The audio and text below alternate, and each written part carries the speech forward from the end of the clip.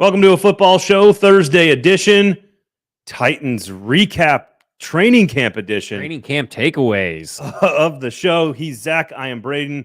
Welcome, of course, to a football show. Turn on all the notifications, of course, here on the 440 Sports Network. Follow us on the Twitters as well, at Braden Gall, at 440 Sports, at FWords Pod, at Broadway Sports Media, all that great stuff, of course, as well. Get those notifications turned on. Jump into the comments. We'll have a lot of answers for you.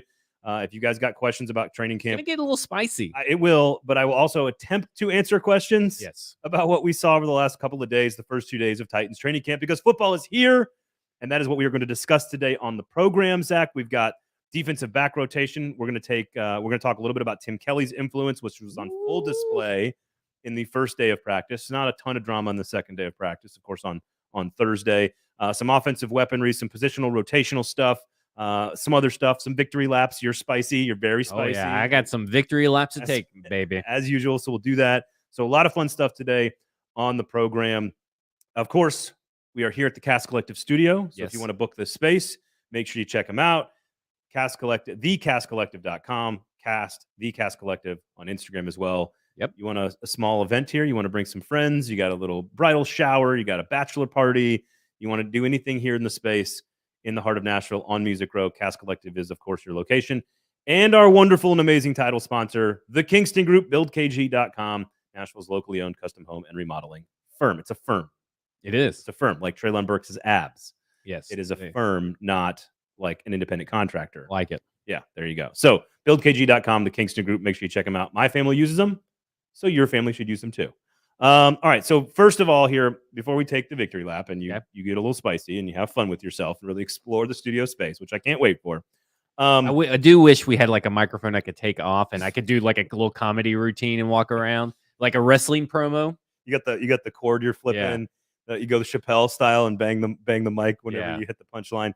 No, you're gonna have fun in just a second. We'll get there. Just sit tight. Let's start with some takeaways from camp. First and foremost, the Wednesday practice that was the first available practice for media.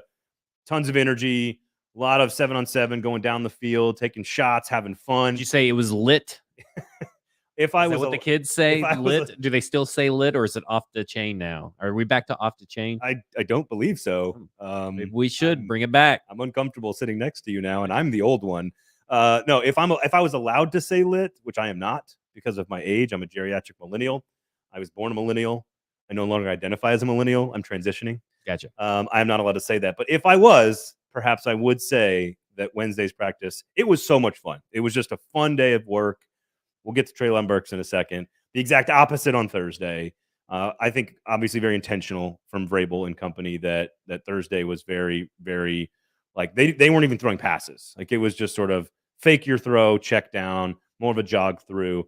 But Wednesday was intense. Wednesday was fun, and there was a lot of stuff to talk about. So yeah. So what you were talking about before we came on the air, you were talking about some stuff that you saw that you wanted to get into. So first observation, and this isn't on the practice field. This is from Robert Woods talking to the media on Thursday, and he said it before, I believe. But one of the things he mentioned, and we can talk about the knee and the knee brace and going through the drills and all this stuff. But one of the things I noticed that caught my attention when he talked about coming here and transitioning here about Mike Vrabel having an established culture. They have an identity. They're not in rebuild mode. They're a successful franchise that competes for playoff spots, has been every year, basically.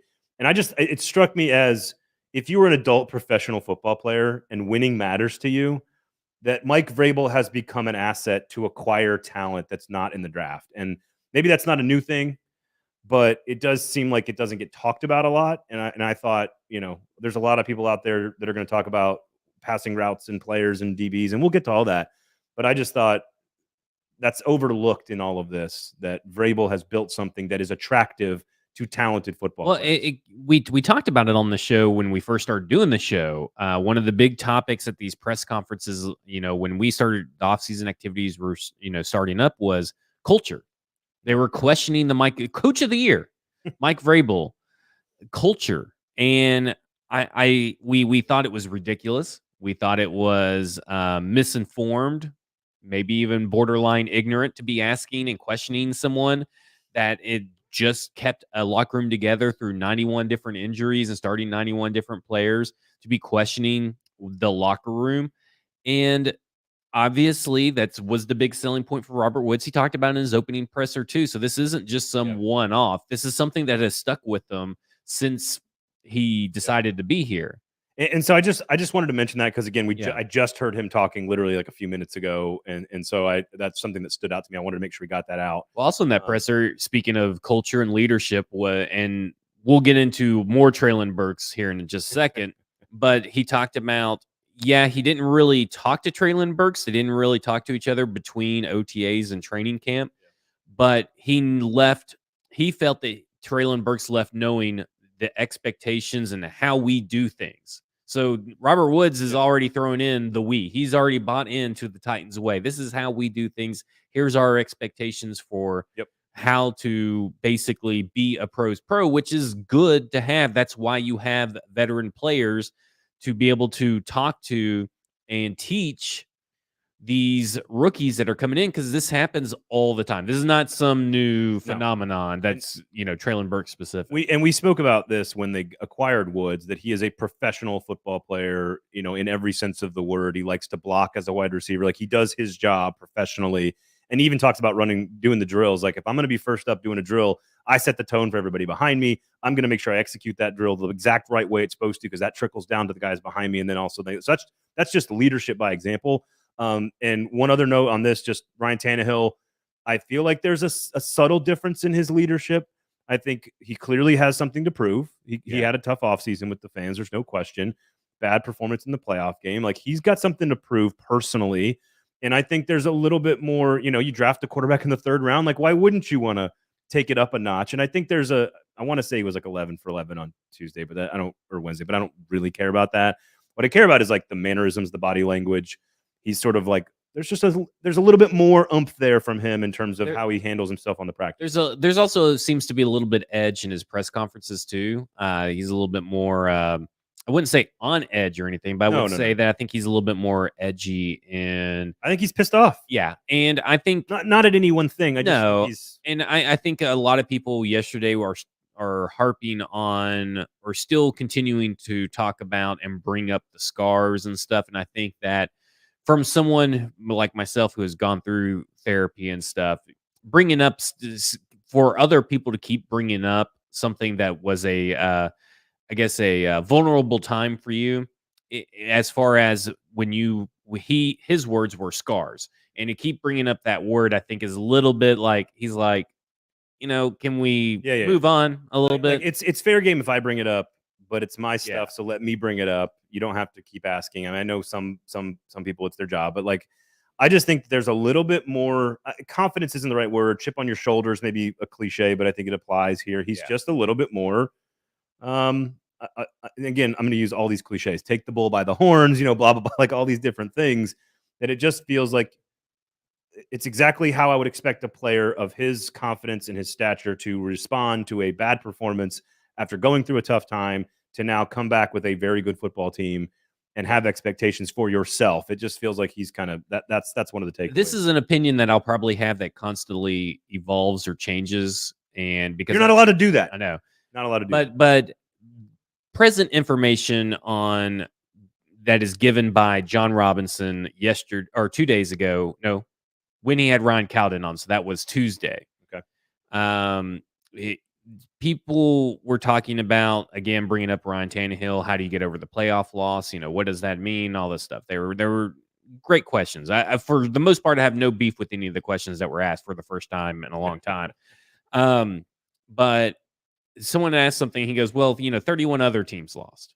John Robinson. And that's Mike Vrabel's kind of alluded to that too. Yep. And all this to say, the more I see from Ryan Tannehill in press conferences, the more I see from him on the field, the more that we hear from Mike Vrabel and John Robinson, the more I am leaning towards right now, Ryan Tannehill may even get an extension after this. Yeah, well, you said that on Monday's show, that it's a good chance. If he plays well and they progress, I listen, he's not too old to let him go because of age. Yeah. It's almost exclusively about the meritocracy. And if Malik Willis is ready, and right now Malik Willis is not ready, in my opinion. And so I'm with you. I think Tannehill still gives them the best chance to win. Let's see how it plays I think out. they know that from smart team building, it's going to be a lot harder if Malik Willis doesn't show them enough in the time that he has. Yeah. It's going to be it's a lot.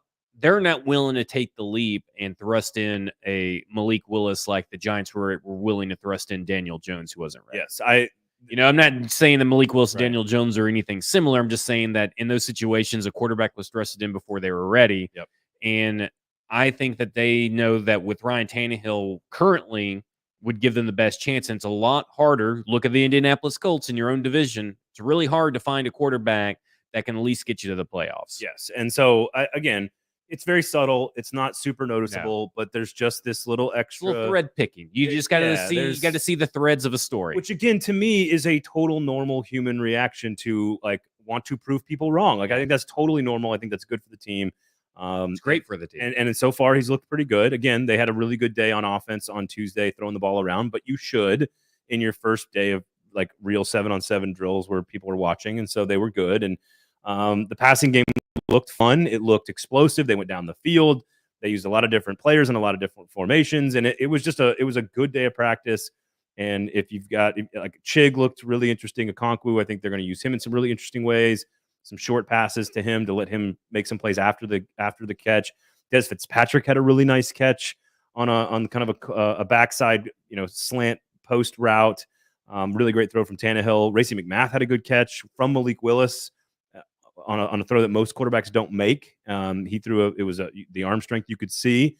Otherwise, there wasn't a ton to take away. I watched the defensive line a lot because I'm interested in Peavy and Murchison and Walker and all these different pieces that are going to battle for a roster spot. It's really fun to watch those guys because they're very big and very talented. Deshaun Hand is another one. They're very talented. So it's a lot of fun just to be on a football field, frankly, Zach. Yeah. Well, I can only imagine, even in this heat, especially since you guys have been blessed with a little bit of clouds. overcast. We had clouds the last 2 days and it wasn't terrible. Yeah. So the players definitely were talking about, players were definitely happy that it wasn't scorching hot, which I don't know, might have affected a 22-year-old rookie who came to Nashville for the first time to practice because it was hot as hell during OTAs and minicamp. Not as bad this week.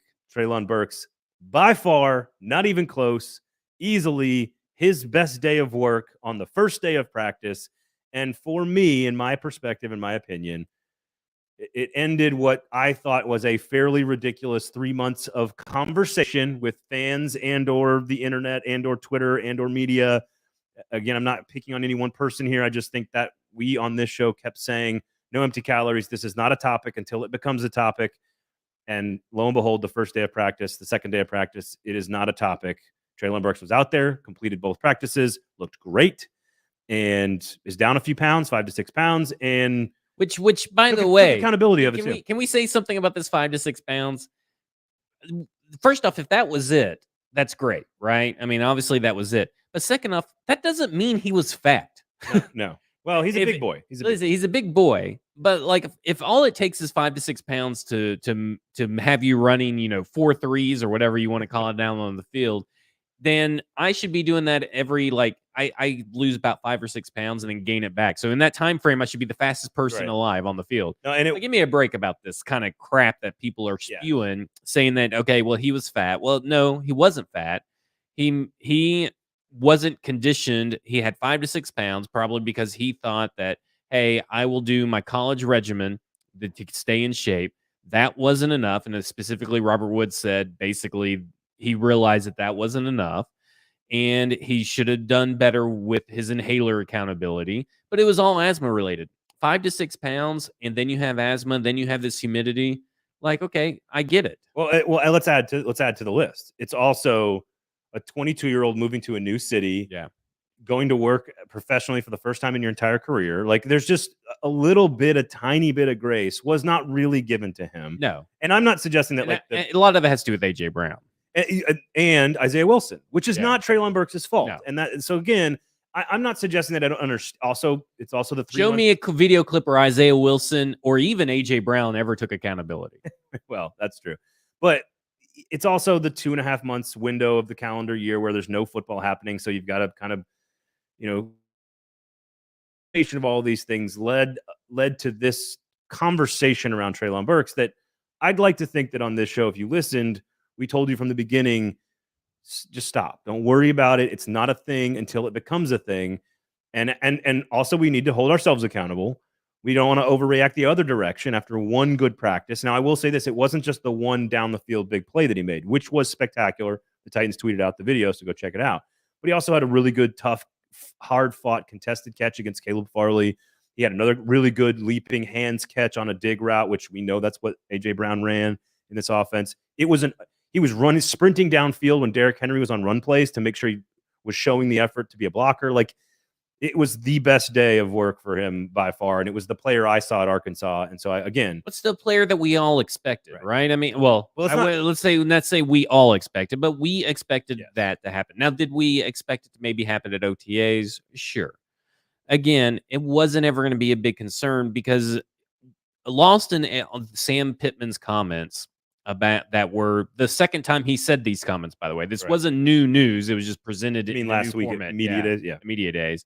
Was that he's a great team leader and a good team mate. And cares about the team more than himself. Yeah. So obviously you have to give a guy at least a little bit of time to adjust to new surroundings and a new way of doing things, that he probably was able to rest a little bit on his athletic ability in college. And Arkansas is not exactly Alabama. Right. And so you go in here, you totally are different. But everybody discounted him, saying, well, he's a bust because of A.J. Brown. And then he's not going to amount to anything because he's obviously a Sam Pittman guy. And Sam Pittman can't be trusted for anything.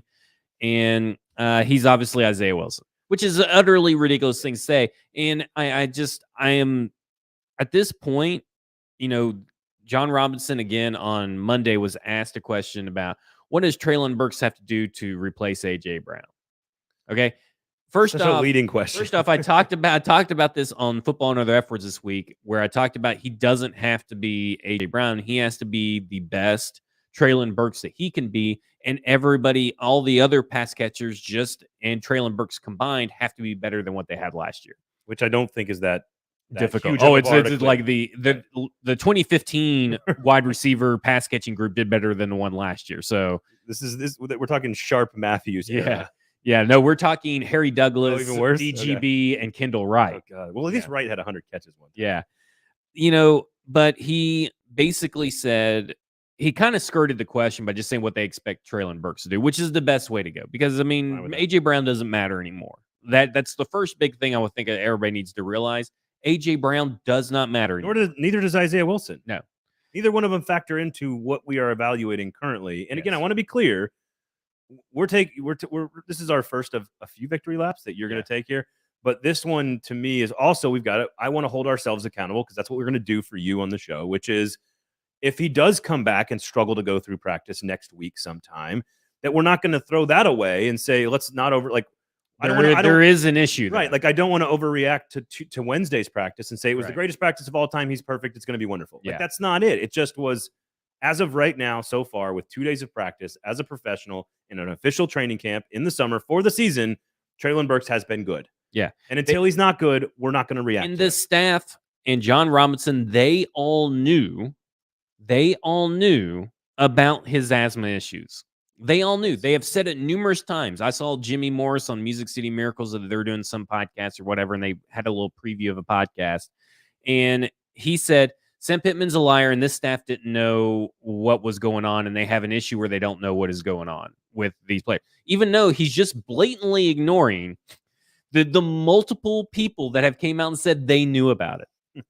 Give me a break with this. But anyway, John Robinson, Treylon Burks, and he said, get open, catch, and block. Try to run with it as far as he can until someone tackles him after he catches it. It sounds pretty simple. It's a simple job to ask. And listen, they brought up his college stats too, where he ranked. I don't remember which stats they brought up, but they know what he's capable of. That's why they were comfortable trading away A.J. Brown.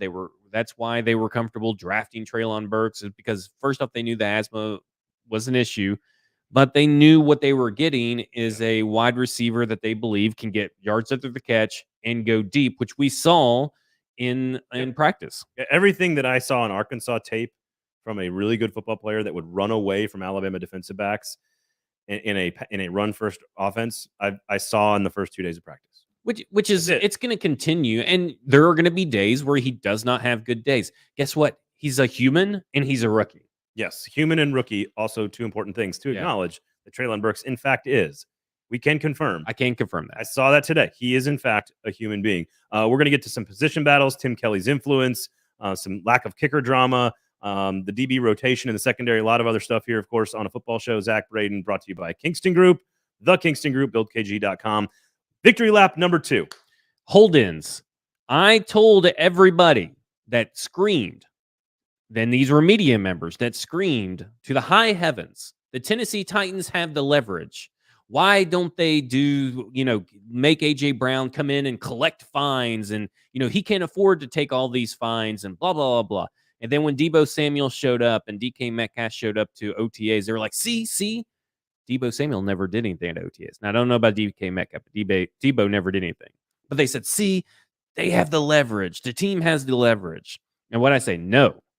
This still does not mean he's doing anything. This does not mean that he's going to play. And what happens? Yesterday, it's reported on Wednesday. Today is Thursday. On Wednesday, it was reported that Deebo Samuel, Derwin James, and DK Metcalf are all performing hold-ins. They're showing up so they don't have to collect the fine. And you know what happens when it comes to regular season time and they don't have a new contract? The team has to make them inactive on game day, eat up a roster spot, and they still can't fucking find them. Because that's exactly what Deshaun Watson did. Deshaun Watson, unfortunately, has changed the game in multiple ways, and it started last week in these player negotiations. Open your eyes, pay attention to what's going on around you in these negotiations, and quit talking out your ass. That's victory lap number 2. You feel good? Feel good. Feel better? Yes. All right. Come to me for your negotiation questions. Would you like to take a third lap? Yes. All right, go. The last lap is, and it's really just more of a toot our own horn kind of lap here. That's what a victory lap is. We said that Radens, Fitz, and Farley would probably all walk away with off-season awards, and they all walked away with off-season awards, which we'll talk to you about later. I think that one's on you, actually. You get credit for that one more than I'll take it. I'm not going to share it. If you gave That's it, fine. You can have you it. can't come back later and try to take it. I don't have no desire. It's okay.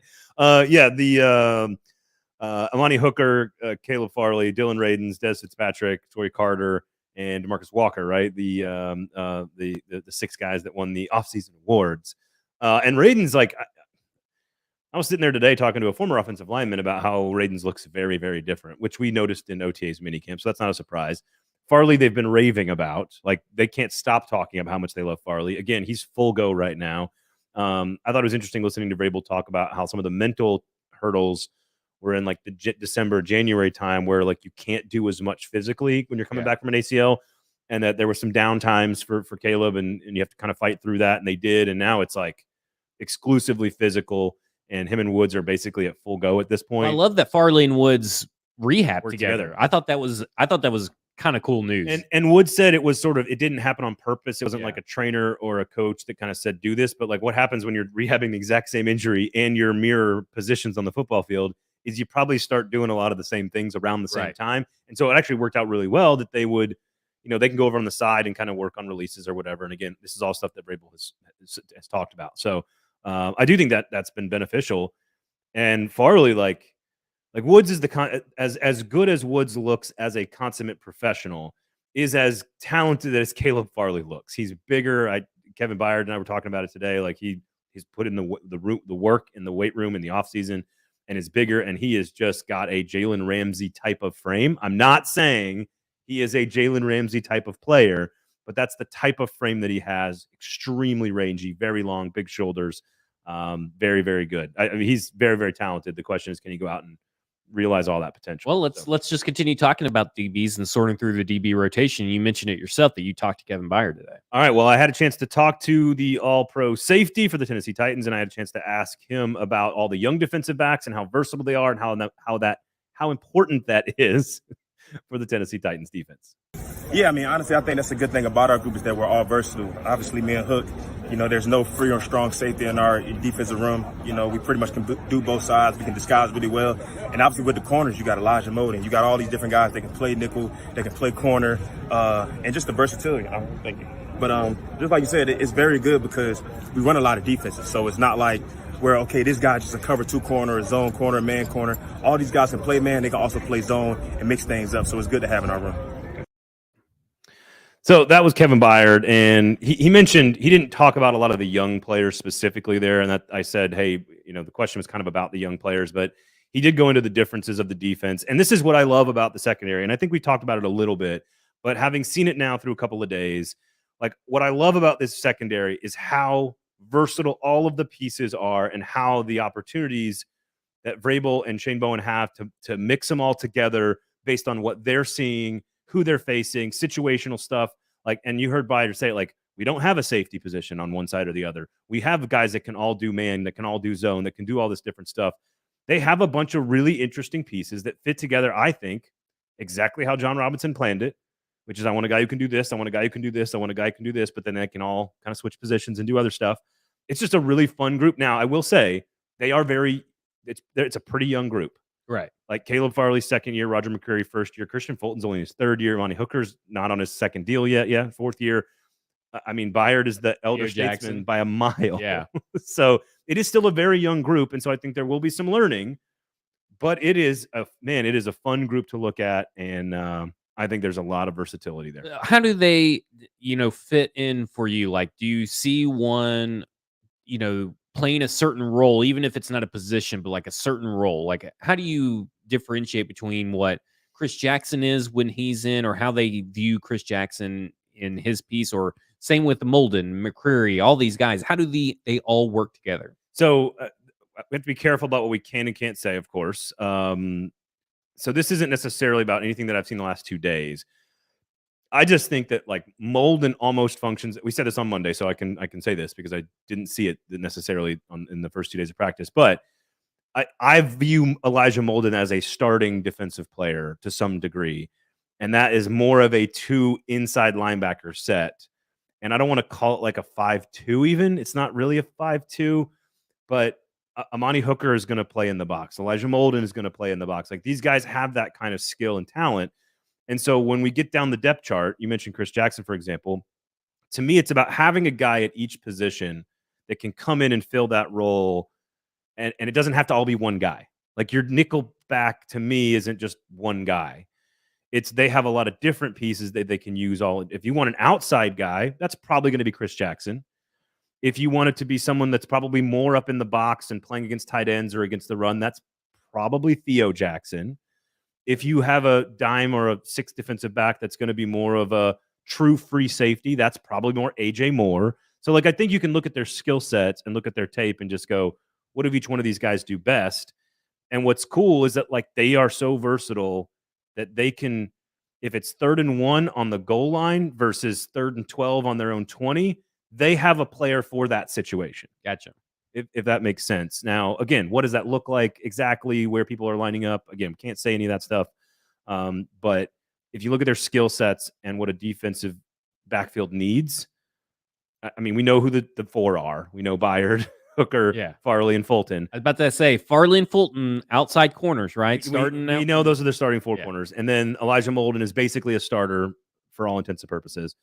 And then after that, it's sort of just like, what do we need in this situation? Gotcha. And that's what's really cool. Like, again, if the other team's running 13 personnel with 3 tight ends, you're probably going to see Amani Hooker, Elijah Molden, Theo Jackson more in those roles because they're bigger physical players. If it's 4 wide receivers and you're going against, a bunch of Tyreek Hills, you're probably going to see a lot more McCreary and a lot more Fulton, a lot more Farley, and maybe more Chris Jackson in that situation. Maybe more AJ Moore at safety. So I just think it's a great group. They are. The one thing that I keep landing on, like, what am I missing? Right? Like, what am I missing? It's that they're very young. That's still the one thing, that they're very, very young. Roger McCreary, by the way, showing scheme versatility, which Byard just mentioned there. He had a really nice, like, kept dropping. If nobody crosses your face, you keep dropping. And he went up and tipped a pass, knocked a pass away in team drills on Wednesday. So just all good signs, man. Like, it's a fun secondary to watch. It's living up to the hype, is what you're saying. I think so. Yeah. I think so. The what are the chances that you see on the field? I mean, 5, or let's say 5 cornerbacks. Like, I mean, I guess it's possible. Because like, would they take if Zach Cunningham leaves the field on 3rd down, and then And would they didn't do any of this in the last 2 days, so Yeah, I'm not yeah. reporting on this. Oh, They did not run any one linebacker yeah. sets. I'm just saying if they did, do you think this group provides them with the flexibility to be able to feel comfortable taking Zach Cunningham off the field and not putting Yep. another linebacker there? Amani Hooker. Gotcha. Amani Hooker and Elijah Molden are so good around the line of scrimmage, if you need them to be, in my opinion. Gotcha. Hypothetically. Allegedly. Allegedly. Well, I will say this about them, even though they are maybe they're keeping the hype level up, they did get burnt a lot on Wednesday's practice. And a lot of that may have to do with Tim Kelly. What do you want to throw to the video first? Oh, yeah. I will say one thing before we listen to Nick Westbrook-Akine talking about Tim Kelly's influence, because it's still pretty early on this, but I think there's a reason that we saw what we saw in camp on Wednesday, passing the football down the field. We'll get to that in a second. So Tim Kelly, I had a chance to talk to Nick Westbrook-Akine and just asked him specifically. I said, look, it's only a couple of days in, but what do you see is the influence of Tim Kelly on the Titans offense? Yeah, I mean, it's early on, so I guess I'm going to learn a lot more going forward through camp, but I mean, I feel like there's a lot of details and knowledge all around of, everybody knowing the full concept of the plays that we got going on. So, there's a lot more why, I guess, is the first thing I noticed, is just an emphasis on the why. And, that's Coach, Tim Kelly, and then the whole offensive staff all together.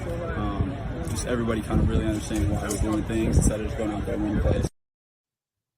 So Nick Westbrook-Akine there, and again, very early, not a ton of detail about specific formations or strategies or anything. And I don't expect him to sort of give away state secrets, especially with this Titans organization. But I think, a little insight there into, it's not just here's the play, here's how to run it, here's how to break this or turn the defensive back's hips here, or I want you to go over the DB here, or under the DB here, depending on if it's man or zone, if he's up tight or whatever. It's more just like, I am learning why we're doing everything the way we're doing it, and that's another layer of understanding of the offense that I think is helpful for the receiving core. I will say that I think I can't specifically say the reason they were successful down the field in the first day of practice was because of Tim Kelly. I would say it's the first day of real practice, and on 7-on-7s you should be going down the field. Like, that's, to me, if I'm running a 7-on-7 drill, I want to practice my intermediate to deep passing game. Like, what's the point of throwing 2-yard flat routes in a 7-on-7? Like, there's no offensive or defensive line. What I've kind of noticed this offseason, I kind of noticed in a couple drills earlier in the year, now I'm seeing them again today, is that Nick Westbrook-Akine looks faster. He looks quicker, which is very odd to say, because I always felt like he was this big, plotting, possession type wide receiver. And then on Wednesday, you read that he's going like 40 yards down the field, burnt Christian Fulton. Very first, maybe it was the second play of camp. Yeah. It was down the seam on the hash mark, 5 yards past Christian Fulton. Yeah, which is crazy in my mind. Is just crazy. Perfect throw from Tannehill. Again, this is what you're supposed to do in 7-on-7. Nobody's rushing you. Like, it was a perfect throw. Caught it in stride. Walked into the end zone. But I feel not even challenged.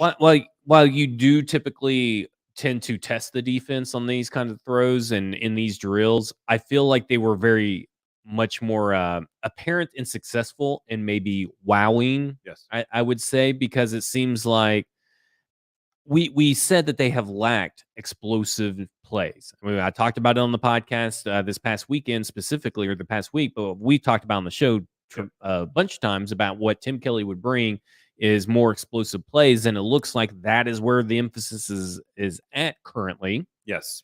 And I think that when you're looking at Tim Kelly, I like the fact that he's diving into the wide receiver room pretty hot and heavy, and explaining and teaching and coaching. Not to say that Rob Moore hasn't done that, because Rob Moore has obviously been a very successful wide receiver coach, but I think adding an extra layer, letting Tim Kelly take off, basically what you're getting is Rob Moore is being able to focus maybe a little bit more on techniques, the drills, and how you do something. And Tim Kelly's focusing on the why. And I think the how and the why working together in perfect matrimony is going to go a long way for these wide receivers, specifically for Nick Westbrook-Akine's who's just continues to ascend. And I know that people like to mock Joe Rexrode and wide receiver too. You wrote a whole story about it. Yeah, and I know, like, by the way, Rexy, I heard you dogging me out today, by the way. And I know people like to bag on what Nick Westbrook can be, but if he continues to add layers to his game, and if he's adding the deep layer, that's another. He already has Tannehill's trust, right? Now he can have Tannehill's trust down the field. Yeah, is another layer. Does that result in a 1,000-yard season? No. Does that result in going from 400-something yards and 4 touchdowns to 600-something yards and 7 touchdowns? It could, but you need the vertical passing game because it was lacking so apparently last year. Yes, at all times. I think in a perfect world, you want Treylon Burks starting as your outside wide receiver in the starting normal formation, Right. with Nick Westbrook-Akine behind him. And when you want to go big, you play them both. Or if Treylon needs a spell, you bring in Westbrook-Akine. To me, he's just a super dependable, knowledgeable, smart, all-around football player that is probably really good he's good in the running game in terms of blocking and getting into position. So I just think he's just continues to sort of evolve his game into a more well-rounded thing. I am curious to see, because this is not what I've seen in the last 2 days. It's what you've said from the beginning, because you did a deep dive on Tim Kelly and you said a lot of 12 personnel, a lot of throwing on first down, more explosive plays. Those are the 3 big ones, right? Those 3. And in the first day of camp, I think we saw, again, not the formational stuff, but we saw them go down the field. Tannehill's let's put it all together. Tannehill's a little pissed off for greatness, a little bit more motivated. They're deeper at receiver and at tight end and at running back. They have a passing game coordinator that we trust to do some of the things we want to see the offense do to evolve. Like, we start checking all these boxes. The only one is that damn offensive line. Yeah. that is the thing that could derail all of the other pieces that we've talked about that we like so far. Is we are not going to know about the offensive line and how it affects the passing game until they are out on the field against the Giants. We are not going to know. I'll say this because I want to bring this up with Tim Kelly. Tim Kelly's always did a good job of moving his wide receivers around the formation. And I think that with the pieces that you have, Mike Vrabel brought it up, I believe is Mike Vrabel on Tuesday. It may have been John Robinson, but they talked about, well, Nick Westbrook-Akine, he can play all the slots. He can play every position. Yeah, he can. He played some slot for us last year, I believe, and he did this and he did that. And Treylon Burks, obviously, is a guy that can do it all. Robert Woods, again, obviously a guy that can do it all. Now, Kyle Phillips, he's kind of slotted in at the slot. He's an inside wide receiver. Chig can be put out wide. I think this all plays in Tim Kelly. And I think what you're seeing from these practices is the reason why a Will Fuller or another pertinent big name wide receiver has not been signed. Yeah. And why they were comfortable with letting AJ go, because I think Joe was right. Maybe it was worded poorly. But I think Rexrode was right when saying that this group and this organization loves Nick Westbrook-Akine. Yes. This I can say with a lot of clarity, I feel like, and not getting in trouble. This organization loves Nick Westbrook-Akine. This organization loves Robert Woods. Yep. This organization loves Chig Okonkwo. Yeah. This organization loves Austin Hooper. Like it is clear. Like, I think they are starting to love Des Fitzpatrick. Not that much, but they like him more. I've been saying that. I feel like a lot of Des Fitzpatrick this year. They like him more. He got a great, again, caught a really nice throw from Tannehill on a backside, sort of like 8-yard in route, slant route on Wednesday. And Vrabel talked about this, so we can say this. Treylon Burks has been catching punts as well. Yes, he's over there working on punts because of the yak. And which, by the way, I find it interesting that Trenton Cannon is still not working punts. So obviously they still view him as exclusively a kick returner. Yes, currently. I would say slot receivers and Treylon Burks are I heard the punt returners are right now. But that's interesting to me. Like I also and maybe I'll ask them this in some time in the future. But what I would love to know is, because Okonkwo is a little smaller, he's built like a truck. I just mean he's not like a 6'6" George Kittle type or whatever. He's not like Travis Kelce, right? Like no Tony Gonzalez, right? Like that's not how he's built. He's a smaller guy that's more versatile. Jared Cook, exactly. What I'd be curious, because Burks' size is so big and Westbrook-Akine is so big, is that can Tim Kelly, Todd Downing, and company get really creative where what could be like 12 person, again, they haven't done this, so I'm not reporting this. Said that a lot today. Yeah. If they were to go 12 personnel, for example, could you make that second tight end Treylon Burks and give yourself more speed, more versatility, more flexibility in specific Yeah, situations? well, he's about as fat as one. But just in like, could you talk about Nick Westbrook-Akine playing every role? Like, is it possible, just like with the secondary versatility, where a safety can play linebacker and a linebacker can play corner and a corner can play, like, is there a chance that we could see, all right, it looks like 13 personnel, but it's actually Treylon Burks lined up in tight, dropped back off the line, what looks like a tight end, but it's really just this monstrous wide Yeah. receiver. That could give them a lot of flexibility and make it really interesting to see how creative they could get with all those pieces. Yeah, So I think that's the thing, is that you're going to see a lot of creativity in the passing game, which is what I talked about with the addition of Tim Kelly. And I tell you one thing they have to do: they have to pass more on first down. In fact, Ryan Tannehill, and I just said this on the Football and Other Efforts podcast this week. It's out wherever you get podcasts. Go listen to it, because I talked for a lot longer than I thought I would about stats to whom? to the masses, the people. And I talked about basically on first down, Ryan Tannehill was the 9th best quarterback in the NFL, 7.2 yards per attempt. And they were one of the worst running teams on first down, except for they only passed it 39% of the time and they ran it 61% of the time. They were extremely inefficient. It doesn't. No. So they have to change that, and I think Tim Kelly will change that. And I think these pieces, if they stay healthy, allow them to have confidence and versatility to be able to do that. Yeah, I would love to see, like, I love the Tim Kelly effect. We're already seeing. We're already seeing the like, TKE. We're coining that. It's all right, our thing. TKE, The Tim all right. Kelly effect. Let me be like a total nerd and just be, because I love tight ends and fullbacks. Like, just give me all the. You love tight ends. Yeah, give me give me all the Big Ten football, Yeah. which frankly is Mike Vrabel.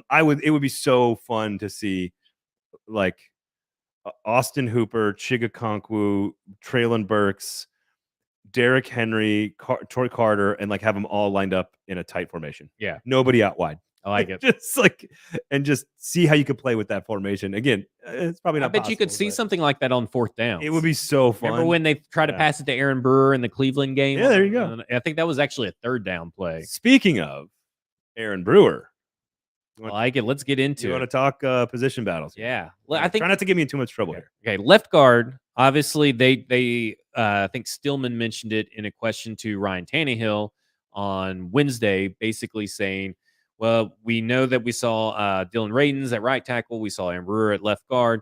How do you feel about that? Or what do you think about that? Not to anything about that, but the Aaron Brewer disrespect has been a little odd. Yeah, it's curious. Yeah, it's curious. And I think it's curious to Vrabel. If you go back and look at the press conference that he had on Thursday today, I believe it was Beauclair, but I don't want to really blame it on anybody. Sure. But there was a question, and it's a pretty standard question to ask. I mean, it wasn't a bad question or anything, but it led Vrabel down this path where he's kind of confused, and he kind of expressed his confusion as to why people don't remember that Brewer has played a lot of snaps for the Tennessee Titans, and he was good in that limited capacity, and why he wouldn't be good in a starting capacity. I mean, I think we said this on Monday before seeing a single second of practice, that I would be pretty shocked if Aaron Brewer didn't win the starting left guard job and that Jamarco Jones wasn't the swing Dennis Kelly tackle on the guard tackle inside outside guy. I mean, I think we said that on Monday. I haven't seen anything. And Vrabel pretty much Brewer's said a today. solid player. Yeah, Vrabel also said, I think in that same breath after that question, basically, Jamarco Jones is still kind of learning everything. And he's still you could tell that they're not thrilled necessarily. Vrabel's attitude towards Jamarco Jones is drastically different towards his attitude about Aaron Brewer. He enjoys talking about Aaron Brewer. He's like, it's a chore to talk about Jamarco Jones, which is what we have said for a while now, that people are trying to make this a competition. I don't think it's as much as it's a competition, right? But it's not a competition. No, again, I would be There's shocked. a clear leader in the clubhouse. Yeah, and he is a far more explosive athlete than Jamarco Jones. The question is, from a size standpoint, what made Roger Saffold special was he was both, and that's what, like, they are going to be taking a step back in the size department.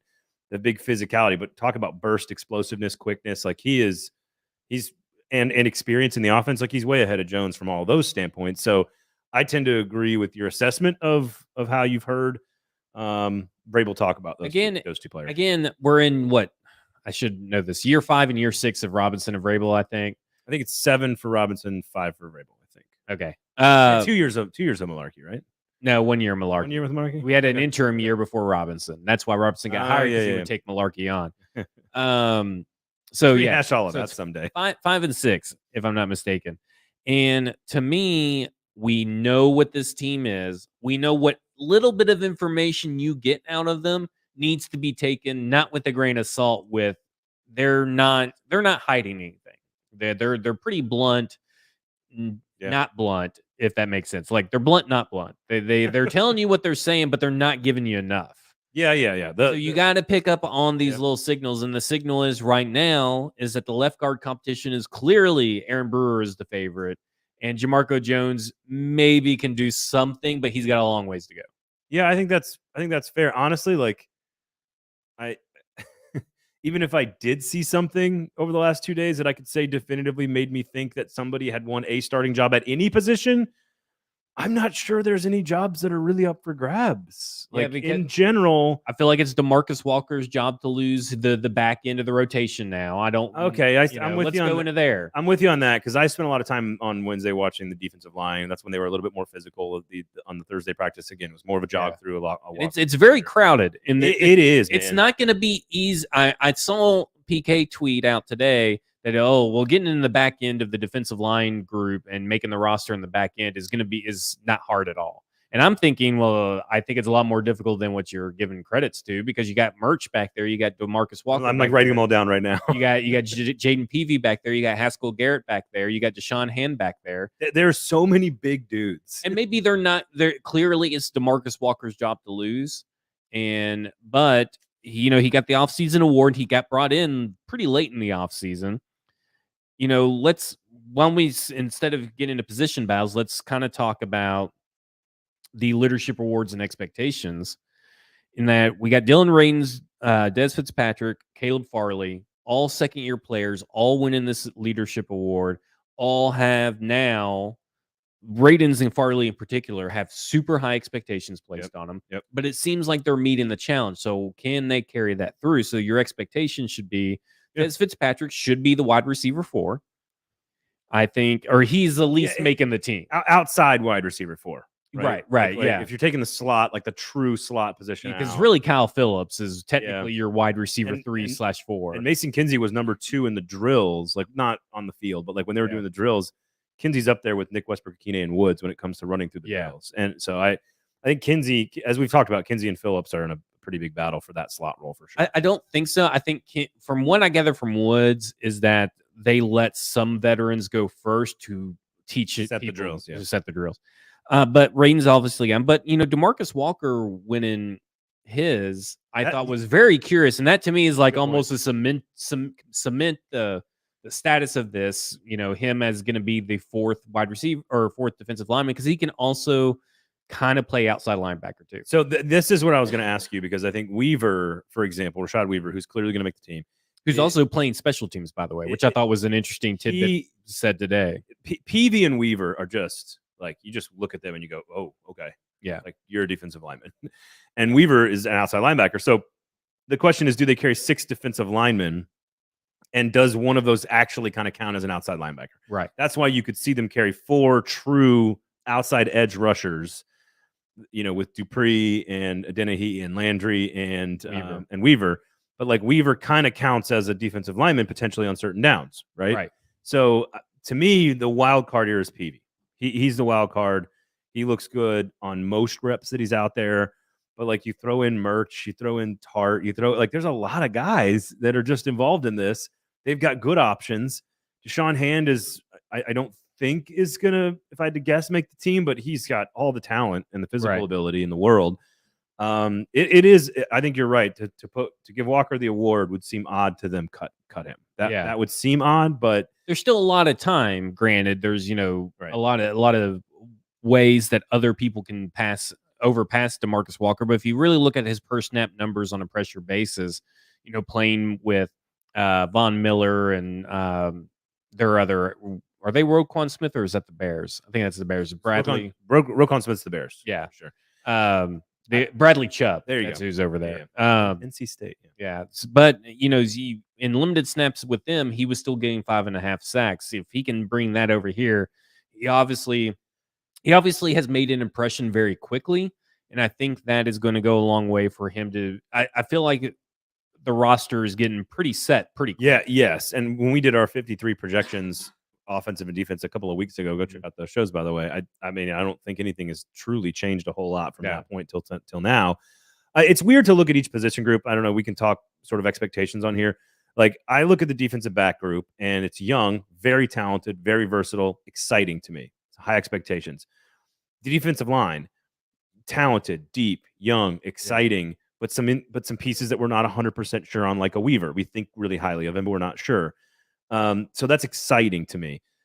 There's the receiving core and tight end core, which has got some nice, young, exciting pieces with some expectations. So, like, there's not as good as the defense, clearly, secondary of the line, but it's sort of like, okay, the offensive line is the only one where I'm just kind of like, it's cautious. It's not excitement. That's the only position group on the team. And unfortunately, that is the one position group that can derail all the other ones. I'm anxious to see what they do in joint practices.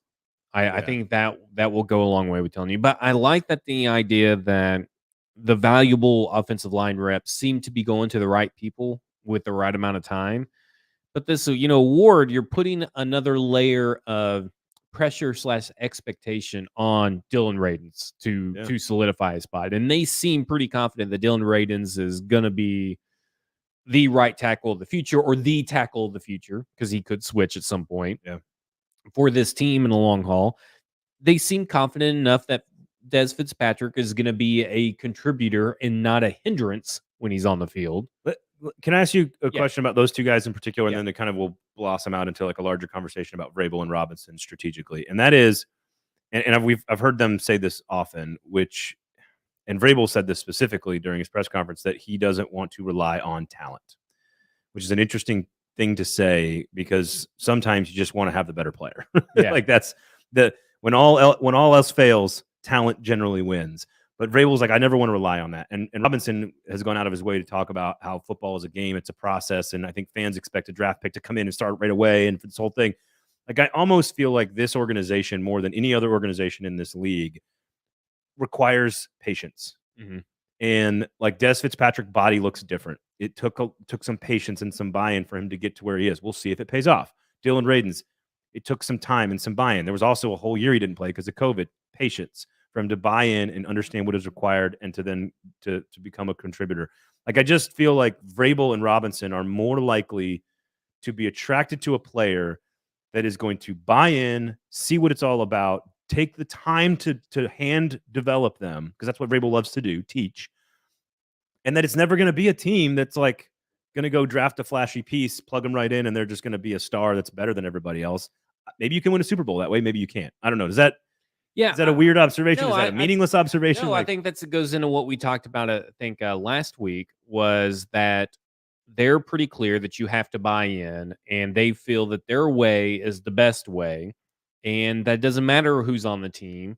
They don't need the talent. They don't need A.J. Brown to be successful. Right. And now we have to see that on the field, but that's what they feel that they're that's what I think they feel. We don't need A.J. Brown. We don't need that number one Justin Jefferson kind of receiver.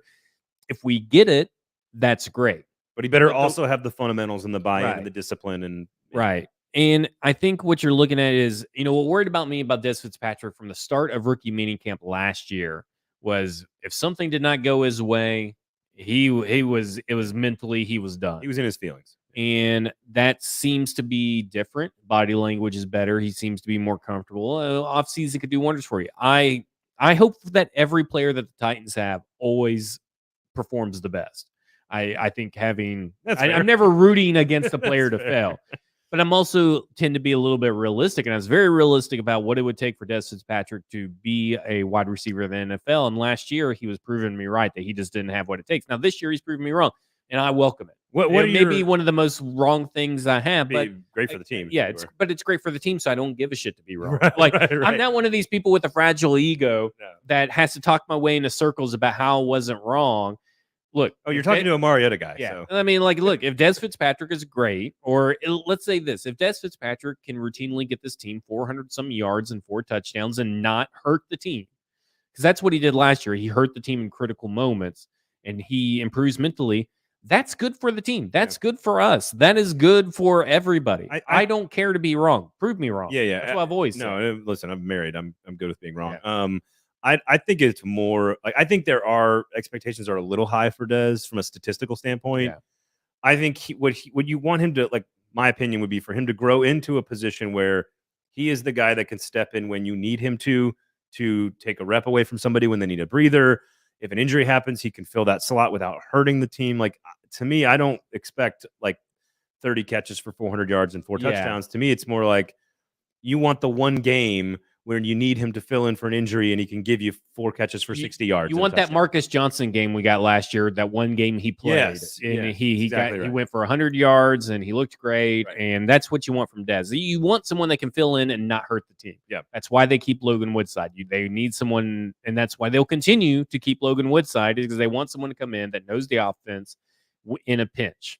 So, and I was having a few conversations about the quarterback position. We weren't intending to talk about this, but we'll give you a little Easter egg here near the end of the episode, which is that you started me on this. I am now convinced of it. And now watching, I'm even further convinced of it that they are going to keep all 3. And it is because right now you need Logan Woodside. And we said this now multiple times on the show. You need Logan Woodside for the Ryan Tannehill short-term injury.